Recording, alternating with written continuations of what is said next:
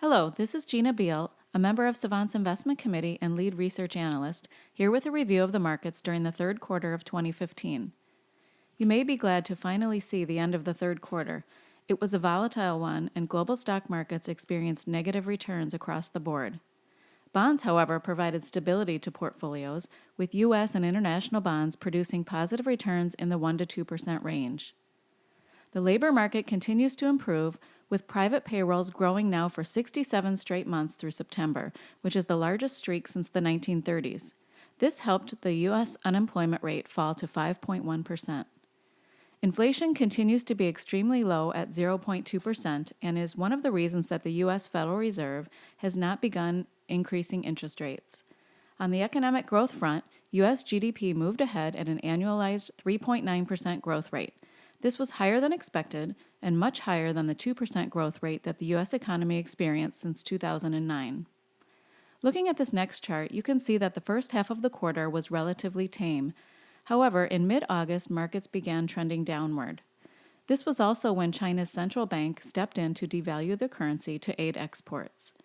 By August month-end, the S&P and NASDAQ were officially in a correction, meaning they were down at least 10% from their recent highs.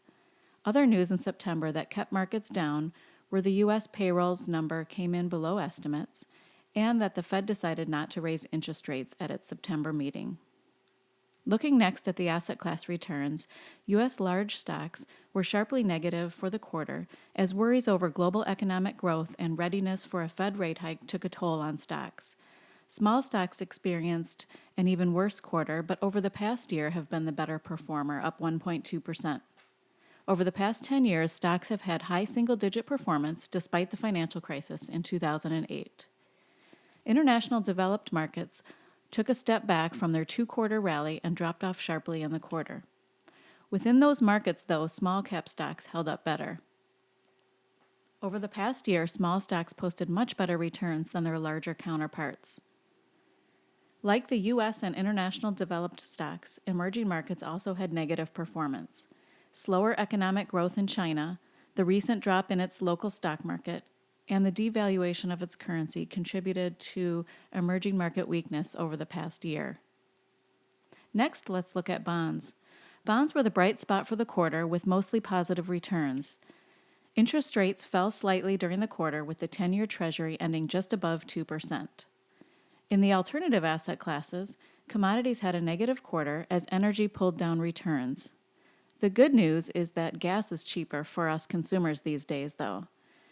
Global REITs were generally flat during the quarter, and over the past 5 years, global REITs have had stock-like returns and commodities have had negative returns due to falling commodity prices. Next, let's look at the asset class returns together. The portfolios on this slide illustrate hypothetical performance of different global stock and bond mixes of indexes. As shown on the bottom left corner, the hypothetical investor with 100% bonds would have had a small gain during the quarter, while a portfolio of 100% stocks had a negative return of 7.7%. Larger allocations to stocks have more risk and volatility in the short run, but have higher expected returns over time.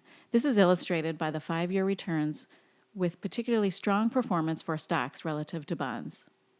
Next are some key takeaways for the quarter. Volatility is a normal part of investing, and this past quarter was a reminder of it being present. There's a lot of short-term noise in markets, but that gets smoothed out as the time horizon lengthens. The next several charts illustrate that point. This chart shows the monthly returns of the S&P 500 going back to 1973. One could say it looks intimidating. On a short-term basis, returns tend to be all over the place, and returns can vary wildly from month to month. This next chart shows how annual returns expand the time horizon and illustrate that negative returns occur much less frequently than they do on a monthly basis. This graph is just the S&P 500, or U.S. large cap stocks. But if we were to look at returns for a more diversified portfolio that includes small cap stocks and international stocks, the returns have historically had lower volatility. So time and diversification are key. Up until the third quarter, the stock markets had not experienced a correction since 2011. As you can see in this table, corrections typically happen once per year, so we were way overdue for a correction. To sum up, Increased market volatility can cause emotions to soar. Your advisor is here to help you sort through the noise and focus on what's most important. I will leave you with a few key ideas. Market volatility is normal. Bear markets will happen, but history shows that bear markets, while difficult, are followed by bull markets that reward long-term investors. Don't try to time the market. It typically results in unsuccessful results and unnecessary costs. Focus on the long term and on what you can control. That wraps up the third quarter 2015. Thanks for listening.